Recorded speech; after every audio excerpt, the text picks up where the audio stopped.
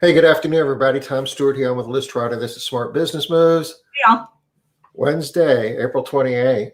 Wow, April's gone, isn't it? Stop talking about it, Tom. Every time you say it, you give me this weird feeling like, oh. It is. It's so sad. We came to that realization 2 days ago, didn't we? Yes.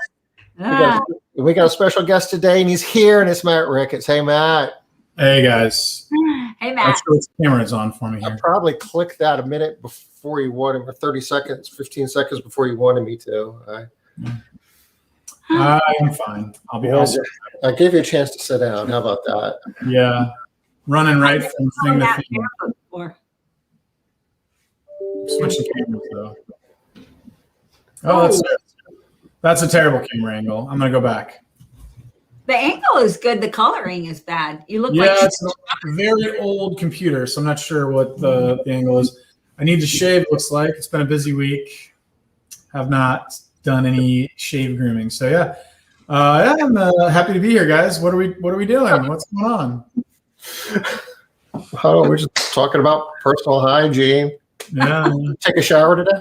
I did take a shower. Shower. Why am I so foggy? I don't know. You came back. Hey, there's been some news happening here over the last couple of days. You guys want to talk news a little bit before we jump into our program? I do. Okay. President, I guess the CDC came out with some new regulations, guidance about mask wearing, and the president actually spoke about it some yesterday. So if you're outside, as long as you aren't in a very densely populated activity, say like a sporting event or a concert, they're no longer recommending that you wear a mask. So that's kind of cool because, I know a lot of it's like at Castle Keepers, we have meetings outside whenever, weather permitting, and living in the South, more times than not, that's doable.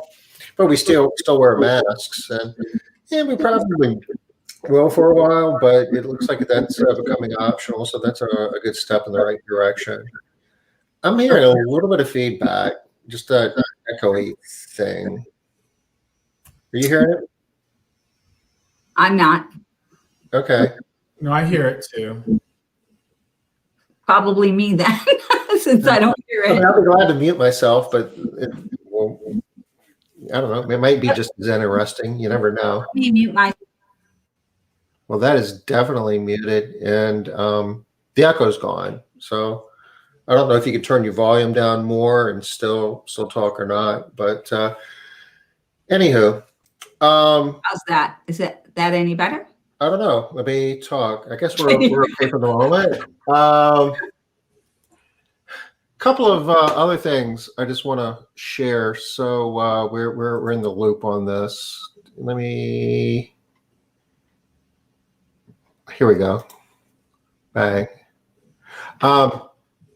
The president is putting forth some plans. We're going to hear more about this tonight, actually, I suspect, where he wants employers to offer their workforce like paid time off for the opportunity to go get a COVID shot. We mentioned this the other day, but I didn't have any documentation on it. So I've got this Society of Human Resources Management article kind of explaining some of the details. And you'll get tax credits back for giving your employees paid time off for getting a COVID shot, or even paid time off after they get their shot if they're not feeling well. And you'll get reimbursed through tax credits. So that's pretty cool. Here's another perspective of that. I'll just share these. The president is giving a speech tonight, and it's not really State of the Union address, but it's kind of like his version of that. And he's going to be introducing some new legislation that he's putting forth, and some of the things that he wants to do. I think it's like another $1 point something trillion plan. They're wrangling over some of the details. But one of the things he's going to be talking about is extending the child tax credit. The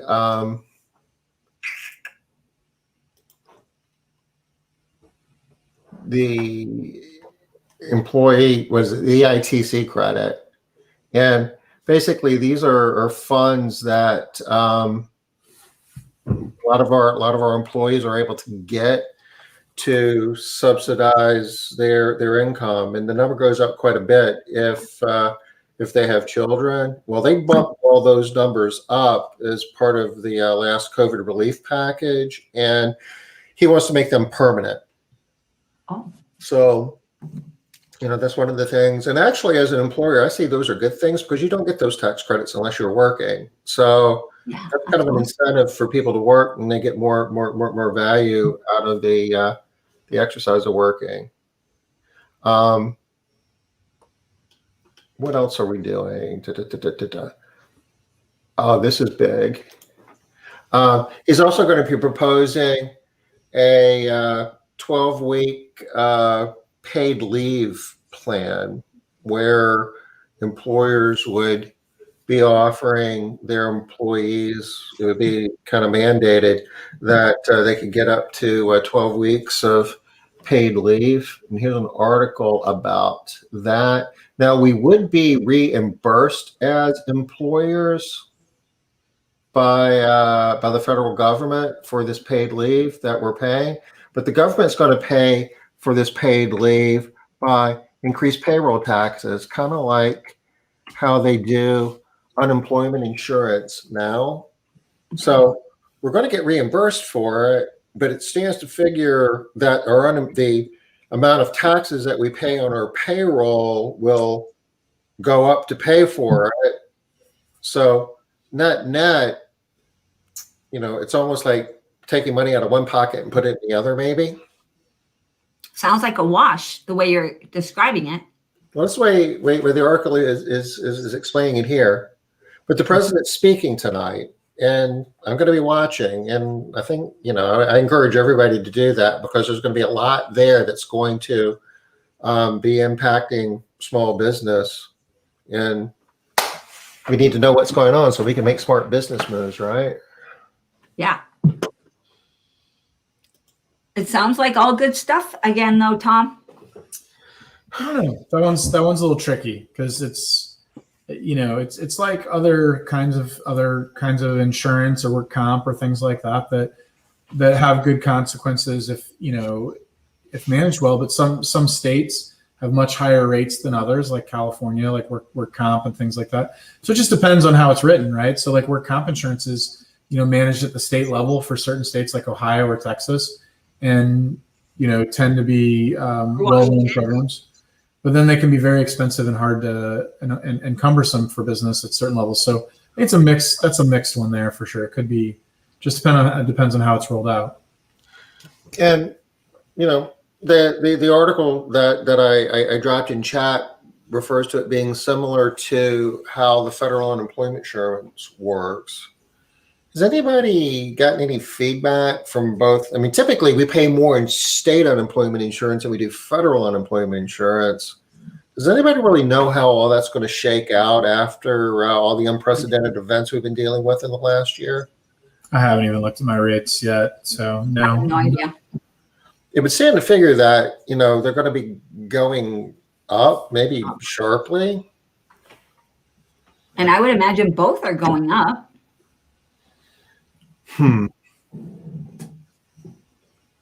So all really cool things to look forward to, right?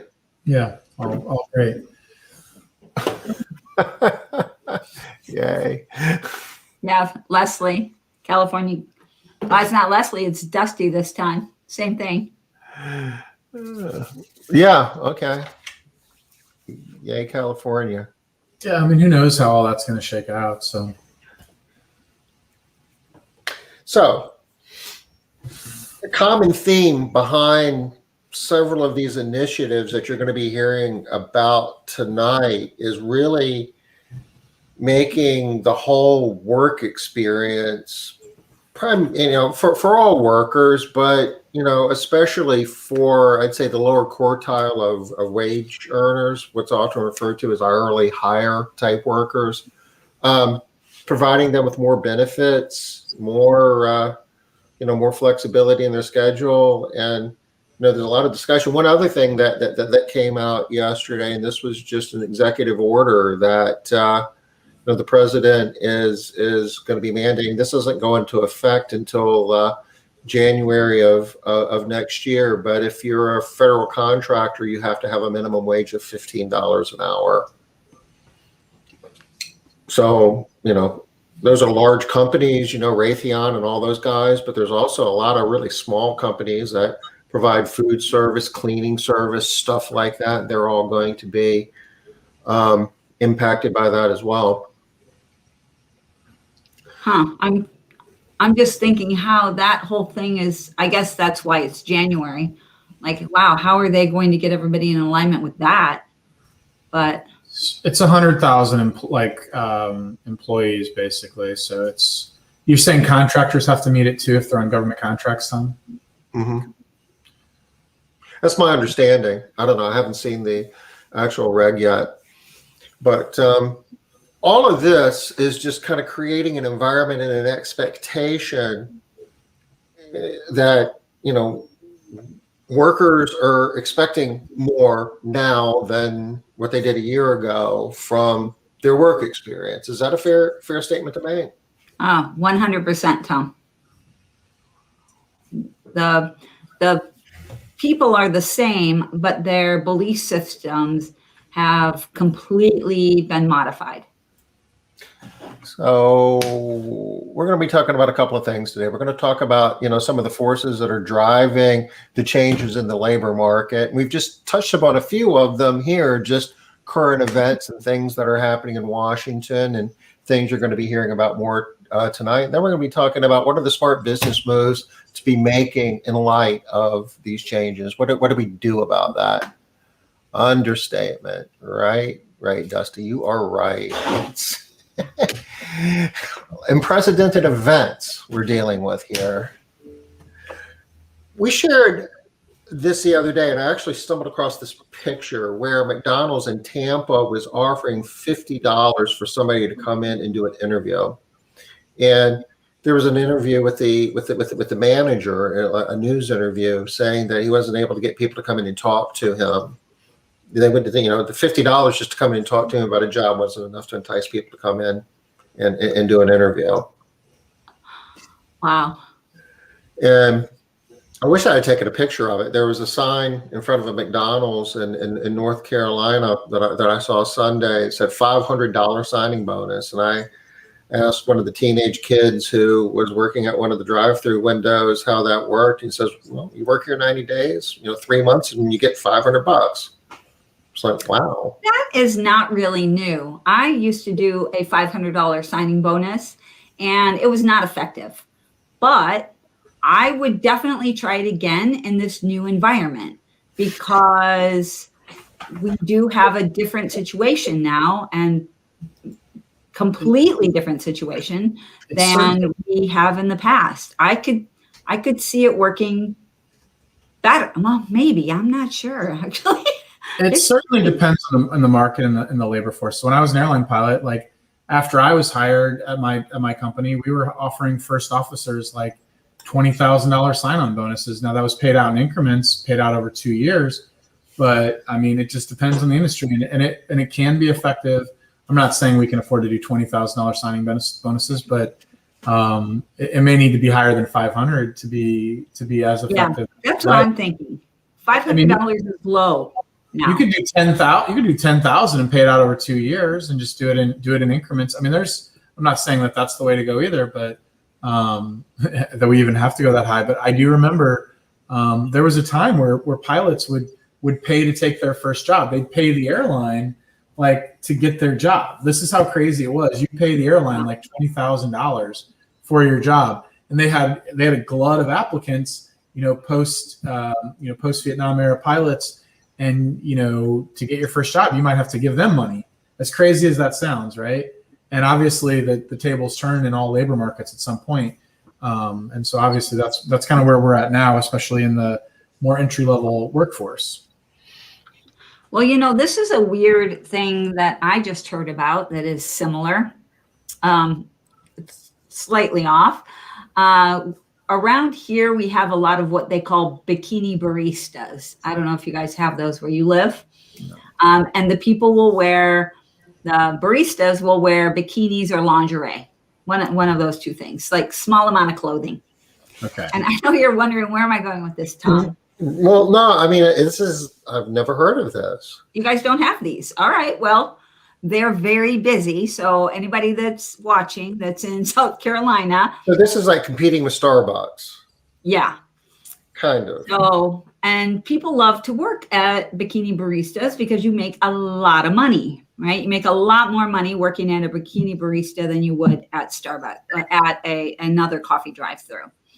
But one of the things that has been happening recently is there are certain shifts that are really good at one of these baristas.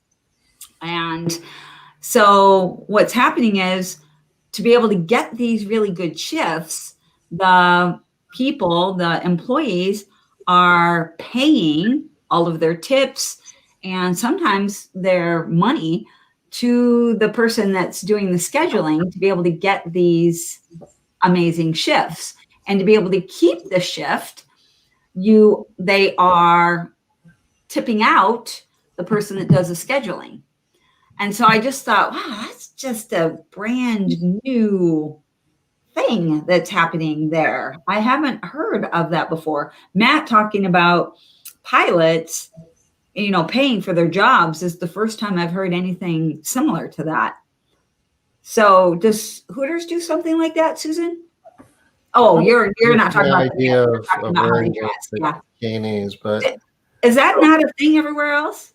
Matt, how about in St. Louis? Never heard of it before. I mean, it's probably something that would have done well in Portland when we were out there. That seems like we have so many, y'all. No fast food, but lots of bikini baristas. Okay. Bikini head shop, I mean, what? You have lots of head shops too. Maybe they go together. I don't know. Yeah, so interesting. One thing you did say that actually kind of circles back to our conversation a little bit is the tips, right? I think that's kind of an underlooked thing in our industry a little bit about how we can increase pay for our employees. I can tell you the number that my employees make about $1.66 extra in credit card tips that I track through my software through Maid Central, and I think giving the ability to give tips is one way that you can increase higher pay and put it on the customer. And I have no idea what my cash tips are. But yeah, this goes right into kind of things that we're going to talk about today. So what do they want? Like what's going to get these people to stick other than bikinis? I mean, we got to think about like what's going to make our workforce stick with us. So I would be interested to hear what, you guys out there are hearing. Hit us up in chat with the feedback that you're getting from the people that you're talking to. From the information for the people that we are talking to, the candidates as well as the other businesses that we work with, it seems like there's some common themes. Though it looks like there's an expectation of higher pay. The whole idea of $15 an hour is the minimum wage, regardless of what it really is or what part of the country you're in. There's inflation on the wage side. I mean, everybody is kind of feeling that, right? For sure.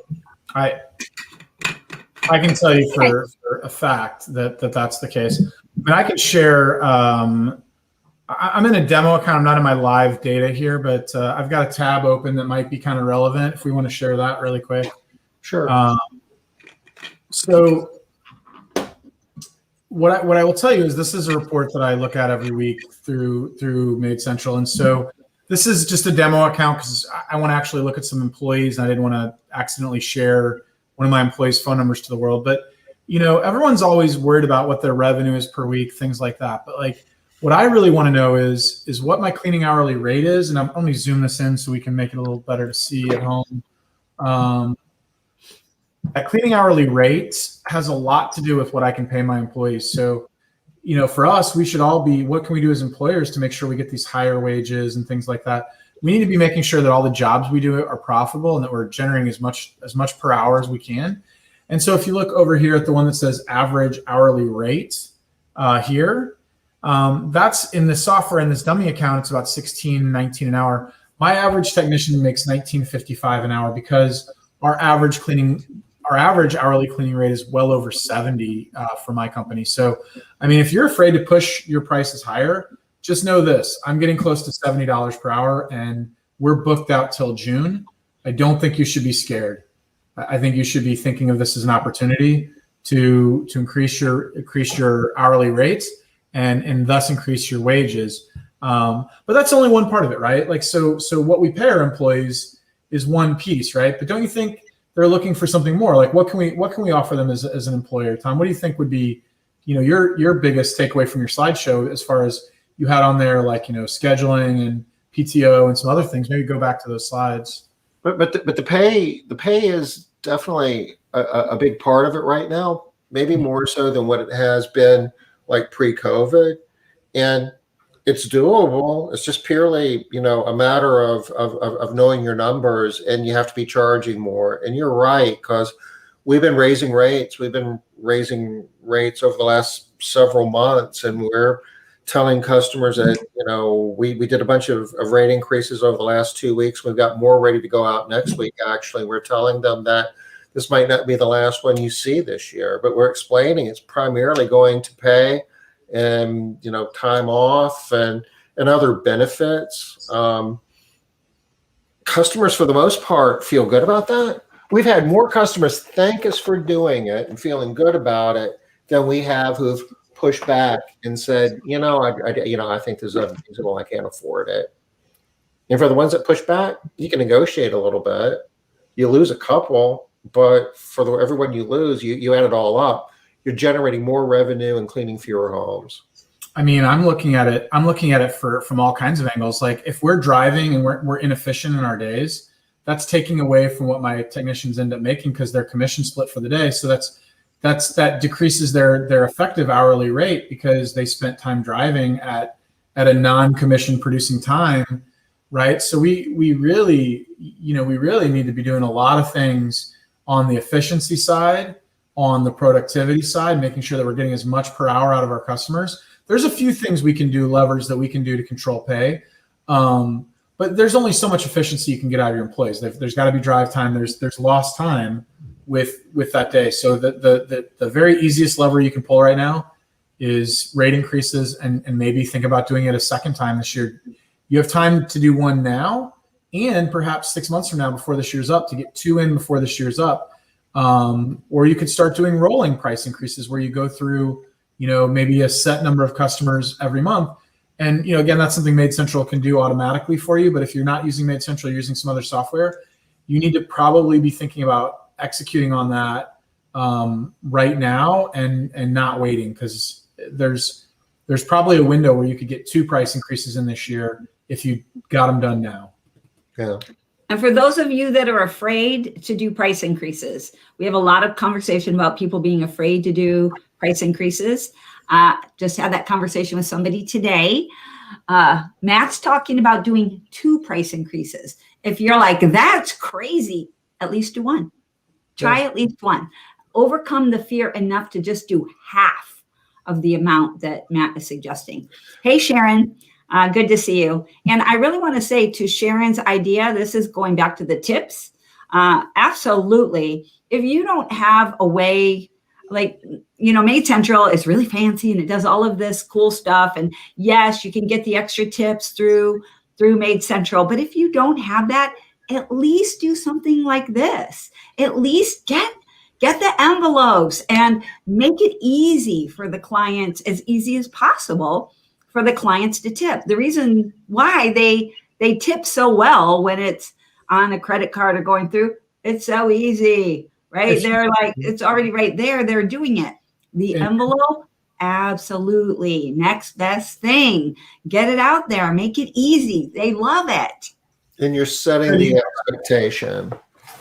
Yeah, Sharon, if you actually share that with us, we could probably, as long as it's okay with Paul, we could put that in the resources after the call. So Absolutely. I think Paul shared it once before. okay, I So think it would that's be awesome to get it on this call. The envelope. yeah. Sharon, it's so funny. You have to buy the envelope, y'all. So it's not entirely free. Oh, you have to buy. I do want to point out something else around the higher pay. When we're talking about higher pay, there are two other things to keep in mind. The reason why higher pay matters right now, why it's important, why people are really just needing all of this extra money is because of, well, I'm going to go back to matter, meaning, and measure. Right. So this is the way that people currently are measuring whether or not they matter to your company. So if you don't pay enough money right now based on what they think is reasonable, rational, what makes sense in your area, people think that that means that they're not going to matter to your company.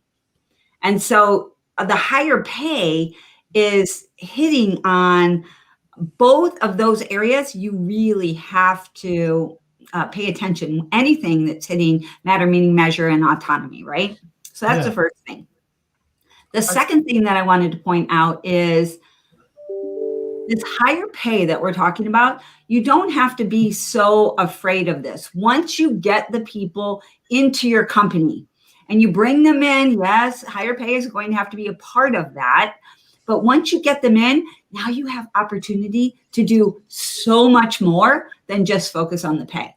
So nowadays, and that way, not a lot has changed. Yes, you need to bring them in with more money, but you're going to get them to stay with your company, not by more money, by the other things that go along with it. Go ahead, Tom. No, there's two sides of the equation where higher pay would imply higher cost of goods sold, higher payroll expense, but turnover contributes to higher payroll expense as well. And there's a sweet spot where if you raise your pay enough to reduce the turnover, then you're actually keeping your costs down. Now, the pay is not the only thing to deal with the turnover. There's a long list of things that we've talked about that fall into the matter, meaning, and measure. But you can pay more and reduce your turnover and still have lower labor costs. I agree. And especially in that first month, because right now what's happening is in that first month, you don't have enough, that's not enough time to be able to prove all of the other things that we're talking about that are outside of pay. So you have to have high enough pay that for an entire month, while they're still job hunting, your pay holds up. So that's what you're looking for there. Yeah, and I coach on a couple of different things like vision, systems, talent, and tech. When I talk to people, like the four things that I kind of think they really need to have kind of going together for them to have a successful company.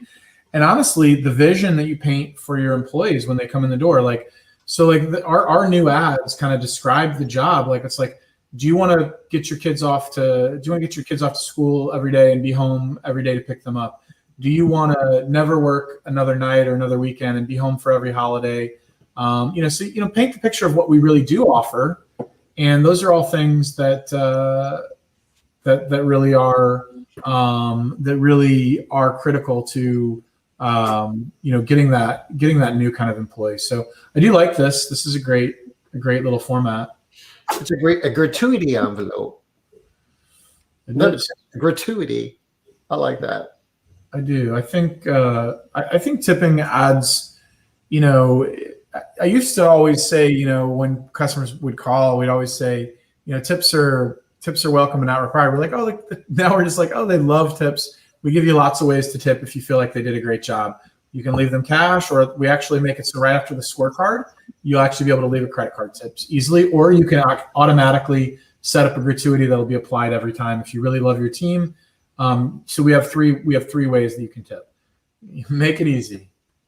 I think just from a norm standpoint, there's a lot of things factoring this too, but I think more and more people, regardless of you go to a restaurant, you tip your server. That's in most places that's expected. I guess in some areas it's kind of going backwards because the hourly wage for servers is going up, as I understand it. But in our state, the minimum wage for servers is the same as every other job, and everybody still tips the same, 15 to 20%. Well, that's awesome, and that's good. I guess that supports the thought that more people thinking that tipping is just the right thing to do, and I mean, for a broader set of services, more people tip today than did 20 years ago. Part of it, I'm sure, is because it's easier. Part of it is, if you put the right, part of it's just the belief system. But you put the two together and give them tools to make it really easy for them, you can get a ton of tips. Agree. Which makes your job more attractive, which makes you a better employer. Actually, I think I'm going to create an infographic around how much should I tip, and showing the different amounts that the different industries tip, and include our maid service in there. Yeah. And make sure that all the clients get that. And there probably isn't an agreed upon standard, if you will, to that, so you can make it really big, 50%. Yes. That would probably make our employees very happy. Well, yeah. Well, let's talk about flexible scheduling and like offering, maybe a different, maybe we've always had full-time employees. Tom, you want to bring up my screen? Yeah, we will. Let's talk about it for just a second, though. We, at least I, first experienced this in Portland.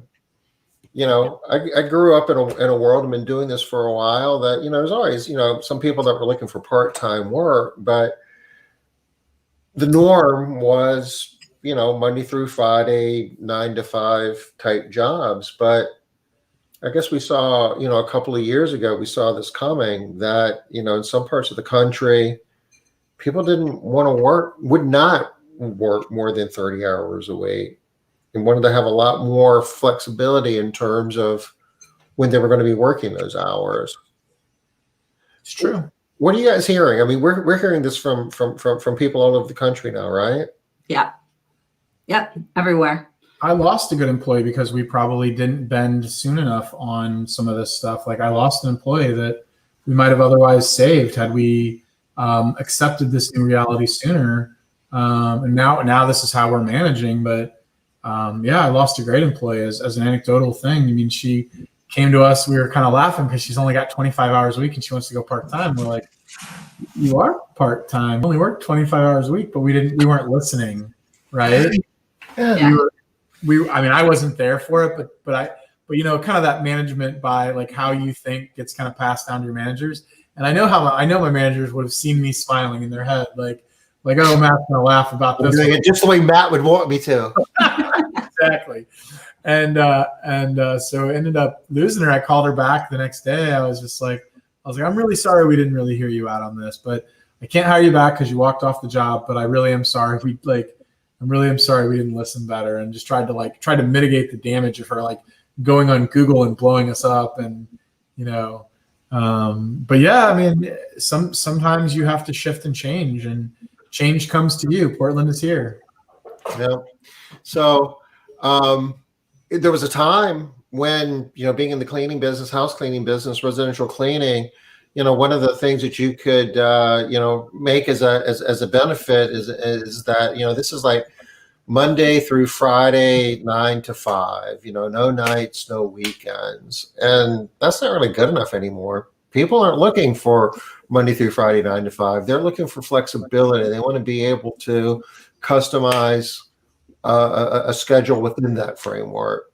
So offering that, being able to run your business that way gives you a real competitive advantage. But, saying it is one thing, doing it and making it a win-win. So you're able to honor the promise that you're offering that new hire, and at the same time able to run your business in a way where you're able to meet your commitments to your clients and satisfy the demands you have and be profitable all at the same time. It's a whole nother level of complexity. Yeah, and so this is kind of how we manage it at Better Life Maids through Maid Central. So it's, if somebody has, go ahead. I just said, hey, Leslie. Oh, I didn't know you heard me. Sorry, Matt. Oh, so this example, this is not my real employees because I didn't want to pull up anyone's private information, but they can set their schedule within Maid Central, and if they say they cannot work certain hours, they won't even be available to pull them onto jobs that you have and even schedule them. So, if this employee's got to be done by 2 and your jobs are going over that, they won't be an available resource for you to use on that job. So it's real-time availability on your schedule too, and it pulls from your available hours that you have available to sell. It's all interconnected. But we found this to be really important, and also giving them, we have unlimited days off. They can make off as many requests as they want, as long as we can honor them. And we really try and honor as many as we can, because then we have less call outs for things like that. I know, Liz, you've been doing that a long time, is having kind of unlimited call outs. I might even have gotten the idea from you, or unlimited requests off. They're unpaid. I mean, but we also track their PTO, give them sick time, things like that. What else do we want to talk about on this, Tommy? I think, but giving the employees the tools to manage that, that's really important. I have another thing that's really hard for people to sort of wrap their brain around here, Matt, is how do I know what my availability is? So a lot of times people struggle with, okay, I can give people time off, but then how do I? So there are a few issues, and we had this on one of the MMA calls today. So I'll give you the few issues that they talked about. So how do I know, like if they're changing their schedule, how do I know how many hours I can book for clients? How do I do my sales? Sure. I mean, so there's lots of revenue production tools within Maid Central that do that. This isn't a live account, so I'm not sure what's going to show here, what we're going to see. I can tell you right now, for May in Better Life Maids, if I were to pull up my reporting, that we're like negative 24 for like per day, like in May. Like I'm 3 hours short most days, three employees short most days. So basically, it's tracking how much revenue you have, how many allowed hours are for the cleaning, how many scheduled hours do you have as far as technician, and then what are your unused hours. Now, these are extreme examples here because, again, it's a dummy account, but I can probably log out now that we're not looking at employee data, and I'll stop my share and switch it over to. Before you do that, there's just a couple other things to look at. That if those unused hours go up and down, if somebody is like taking a day off, those numbers will go down by whatever hours they were scheduled to be worked that day. So, I mean, that's pretty much real-time data, and that's one of the ways that you would manage it. Yep. If you could go back to the employees in Jennifer, there's just a sure. And one more thing about this, because I do want to, I don't want this to just be a Maid Central pitch. Sure. You guys, if you are wanting to do something along these lines, you can do this exact thing in an Excel spreadsheet.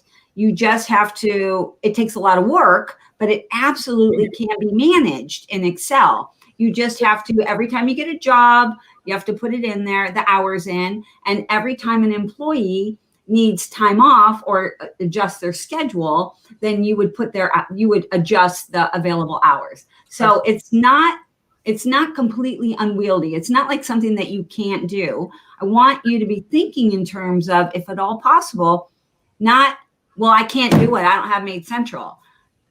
What we're talking about, smart business moves, is you are going to have to be doing some of these things. This is one of the things that we really believe is going to be making a material difference moving forward. So you have to be thinking in terms of, okay, how can I do this? You're going to need to make this happen. Not doing it really isn't an option. It's not an option. You're going to have to do it. So you're going to have to figure out how to do it. And I'm sure there's more than one way to do it. I mean, yeah, if you're really good with spreadsheets and have the time to do it, I mean, you could probably do it with with a whiteboard and pen and I'm with you, paper. Leslie. Leslie's like, she does it, and it is a lot of work. We did it in Excel for years. We did it because we've always done flex schedules for at least 15 years. And that's how we managed it, is in Excel. And it is a ton of work. And I'm totally with her that switching softwares makes her want to cry. Yeah, no, I totally get that. And I think, not everybody's ready to come on to Maid Central. This is software built for our industry, so it's trying to solve problems for our industry. I see that most of you will probably be on Maid Central at some point in the future, because we are going to save you that time and that frustration and those headaches. But if you're not doing this stuff now, you need to find a way to do it, whether it's a whiteboard or a spreadsheet. There's some. Yeah, I don't care how. You just start changing your mindset from I can't do this to I have to do this. This is something I have to do. That needs to be your new mindset here. We're talking smart business moves. This is one of them. Remember, like when minimum wage would go up and it's like, I can't pay that much. It's like, you're wasting your time having that discussion. Accept the fact that you're going to have to pay that much and just figure it out. Yeah. If you're going to stay in business, yep, absolutely. Click on what is Susan asking here? She's asking a question about how you do this with recurring clients, and we can answer that. If you click on availability and scroll down, for instance, a little bit more, for this particular technician, she has a regular, working schedule of 3 days a week, between 9 and 2 on Monday, and I guess 9 and 2 on Thursday, and works a little bit later on Wednesday. And I guess today is Wednesday because that's colored a different color. But as a rule, the expectation would be that she works out that recurring schedule. And maybe she's on call, because I see Sharon talking about, how she would do that in her business, that maybe occasionally she works on a Thursday or a Friday. But we would, try to schedule her recurring work for, Monday, Wednesday, and Thursday, with an understanding that, as a rule, you're going to be working those days. Being flexible doesn't necessarily mean it's like working in a restaurant where every week your schedule's different. Ideally, is you want to be able to agree upon a set working schedule of X number of hours and what days, and you would schedule it like this. Yeah, we're talking a lot about the what here. Just one more piece of the how. Is a lot of times people are like, but it's so hard. I don't know how to do it. One of the pieces for the how is exactly what Tom said. Get them to decide on the schedule and have them, and then you set their schedule so that you're working that schedule. If they want to make a change, that's totally doable. Absolutely. With 2 weeks notice, I can make almost any change you want. If you want to go from 3 days down to 2 weeks, absolutely. Put in your 2 weeks change and you will be able to have that happen. That's really no more disruptive to your schedule than if one of your employees, and actually it's less disruptive to your schedule than if one of your employees leaves. Yes, some of your jobs are going to have to be moved around. Different people are going to be cleaning, but doesn't that happen anyway when people leave? Yeah. And the rest of the client won't have to have a change. And the other part of the question was, how do you kind of make sure that they get that? Basically, at the client level, you should create notes or tags or some sort of warning if they don't have the cleaner that they want, if it's that important to them, because for some customers it is. And again, a lot of softwares have that solution. Maid Central has a solution that'll flag you whether you're giving a customer a technician that they don't want, or like you can do all kinds of preference setting. So yeah, you should be meeting your customers' preferences still and managing that along with this. It becomes more complicated. You need to use more spreadsheets or more tools or software, but it is important as best you can. However, I think your customers need to be flexible in this environment as well.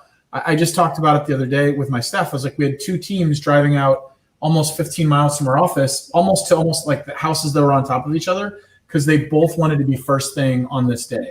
And it would have been a much better situation had we been able to negotiate with those customers and say, hey, we'll let one of you have first thing. It's going to be $25 extra to which one of you want it.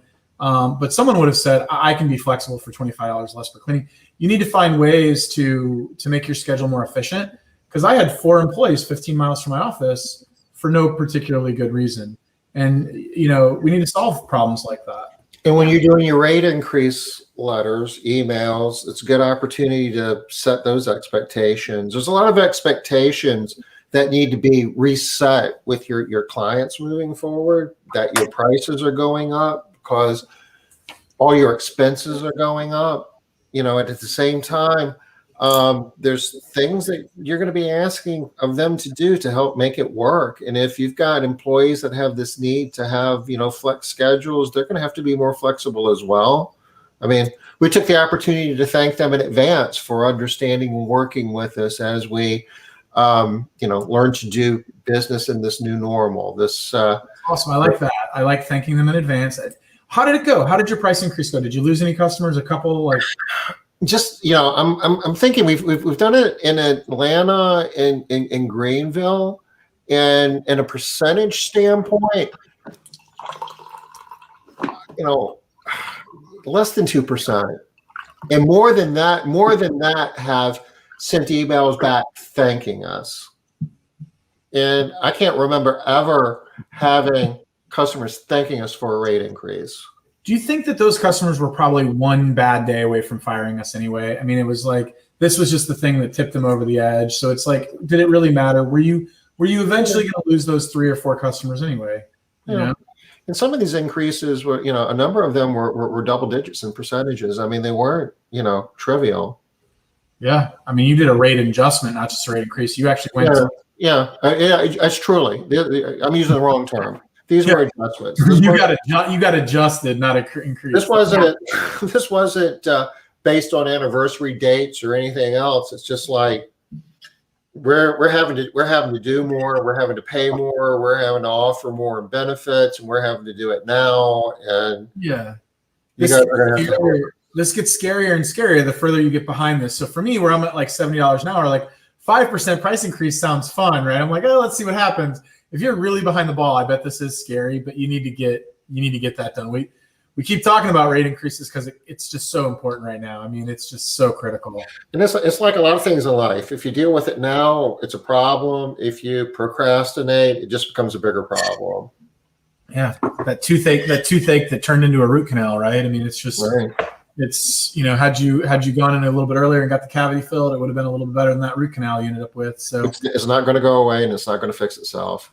Yeah. All right. We talk a lot about we talk a lot to the people that are afraid, but for the people that are not afraid, they feel overwhelmed or it's daunting to do a price increase or a price adjustment. I work with companies that recently have been doing just a set amount and having much better success than they've had in the future. I know one company that did $20 across the board. Every single client, whether you pay normally $250 a week or you pay $110, got the $20 price adjustment. Yeah. And that was to cover the cost for every client. And the letter was worded well. It went by email, and it landed. It landed well. I don't remember how many people were lost, but it was, again, negligible, not worth conversation. Kathy Gage used to do that well. So I don't know, maybe people remember Kathy, you know, she retired a few years back, but she was an old friend of mine through the industry. And she always believed that like a set number was easier, and she would do like $6 or $8 or $10 a year and just do a set number. So I like that idea. That reminds me of Kathy. That's nice. Yeah. So there are lots of different ways. There's more than one way to skin a cat, as the saying goes. And it's not a matter of, again, whether or not you're doing these things. It's a matter of, are you going to do them? And yes, you should be doing them. And how quickly can you get them done? Because if you are behind the trend on this, it's going to land much harder on you. The people that are doing these things in the beginning are getting the additional benefit from the employee side, which is what we really need right now, right? We really need that employee side. This is not just for you to put money back in your pocket. It's to make your business more profitable in the sense that those profits trickle into the employees' pockets, and hopefully some gets left over for you. But obviously, The real benefit is if you have higher gross profits, you can have higher employee wages that can attract better people, keep better people. It's not all about the money. It's, you got to create a meaningful job. I think the scheduling stuff is really important. We're seeing that more and more with moms that will work a 9 to 2. Like we have a lot of 9 to 2 schedules now. Would have never done that a couple years ago. I'd have been very opposed to that.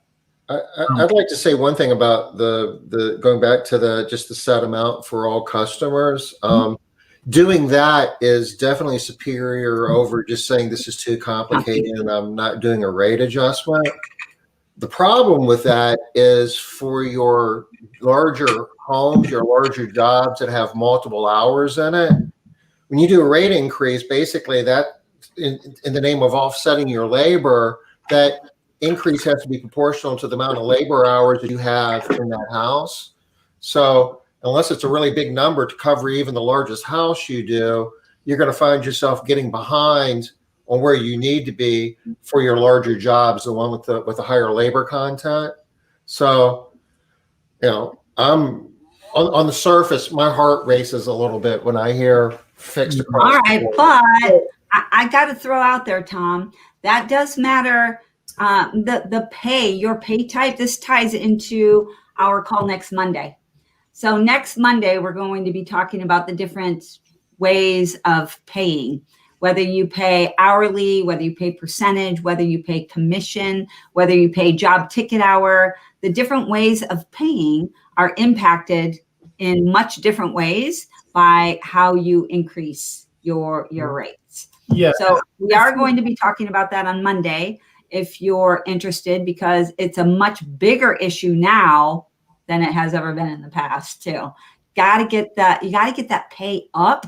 And so how's that working for you? How are you going to make that happen? And not everyone's looking at this as granular as me and you, Tom, like where we know like customers that are off by like, are we off by like a fraction of it, like a tenth of an hour? And would we want to go up on that? Like, I mean, we're looking at this in a little different way. Like if they don't have this kind of data at this point in their business, but like, it would be great if they did, right? Awesome. But you don't. So this is where it's going. I mean, this is where we're all going to be at some point in time, because this is just competitive forces.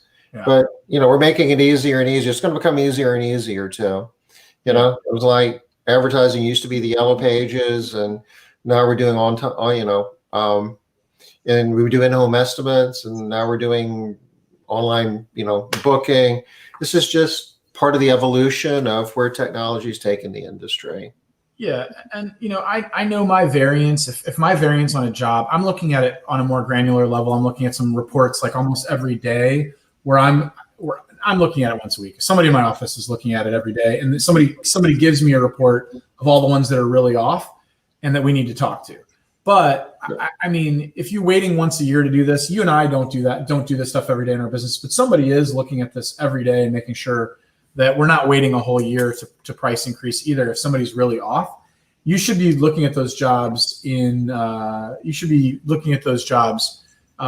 really almost weekly and really finding any customers that are way off, so that you don't wait a year if you've got some customer that's like, hey, those customers are bad for you because they're bad for culture, because employees go to those houses and they're not happy and they don't make as much money doing those jobs that are way off, right? Liz, would you agree? Like that's how we solve problems in our business. Like we give our best employees the worst, garbagiest jobs that are like, oh, Mrs. Smith's house is a nightmare. It happens a lot.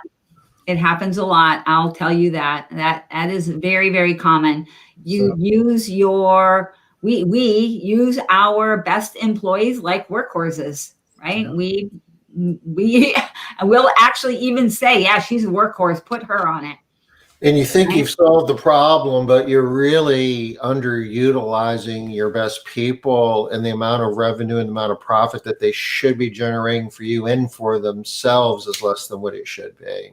Yep. That's my point is that A, they don't produce enough revenue for the company because you're just giving them jobs that, okay, they just solved the problem because now you're hitting your targeted hour. But if it was any other employee, right? Like if it was any other employee, like, let's see if this is all test data here. So it's so this job's taking super fast Susie 3 hours, or it's supposed to take super fast Susie 3 hours. So Matt, can you explain what this because people that aren't familiar with Maid Central have no idea what these terms are. They don't know what allowed hours are. Well, this is probably a longer discussion for the 4 minutes than we have left. Maybe we should save it. So this is a report that allows you to automatically do rate increases or rate adjustments in Maid Central. And you're looking at the productivity of those jobs and making sure that you're hitting like within the allowed hours. The allowed hours is how long you're scheduled to clean that job, and the average hours is how long it actually takes. The normalized hours is it takes the productivity of all your employees and kind of just averages it out. So if Super Fast Susie's not cleaning that house and your normal employees are, how long does it really take? Because it helps you spot those jobs that are actually underbid, even though you're hitting your times. And sometimes those can be significant. Sometimes those can be the ones that are the most far off. Is that, it looks like we're hitting our times every time, but Susie, her production rates are so fast that it's really being dragged down by this particular thing. So yeah.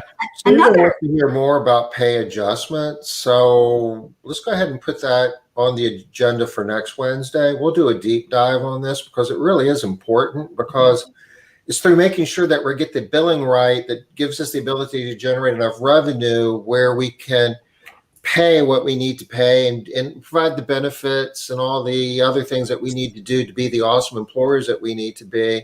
It's really a virtuous circle, because if you're a great employer, you're able to provide great service, and then you have a profitable company. And all three of those kind of go together. But if the numbers aren't right, and if you aren't generating the revenue, and if you aren't making the profit, none of it works. So, yeah. Susan, we'll do that next Wednesday. Susan, when you said pay adjustment, that's a different thing than what we're going to be talking about on Monday. What we're going to be talking about on Monday are the different pay types and how you decide on what type of pay you want to have. Pay adjustments is rate adjustments. But there's some. If somebody wants to know how to transition from, say, hourly pay to some type of incentive pay like job ticket hour or commission, we can certainly help them with that on Monday. Yeah, absolutely. Yeah, there's a lot to that, but you need to be able to track it and find ways to pay people by it. So that's sort of another way to do it. So make sure you create an incentivized program that you can actually track and manage, because I have lots of good ideas, but I just can't figure out a way to track them. So if I can't measure it, then I don't do it. It doesn't count. Yeah. So just make sure if you come up with a super way to pay people, make sure you have a way to track it, because there are lots of ways to pay people that would be better than what's out there. And if you figure it out, it might be competitive advantage. Yep. Top of the hour. So we're good for today. I guess we're good for the week, huh? Yeah. Is that it? We are. As always, Matt, thank you for your help and insight and sharing with us today. Any last matters of business we need to address? I don't think so, except everybody that got on this call late, go look through the thread, the comments. Tom posted some links to some really important information that you're all going to want to have.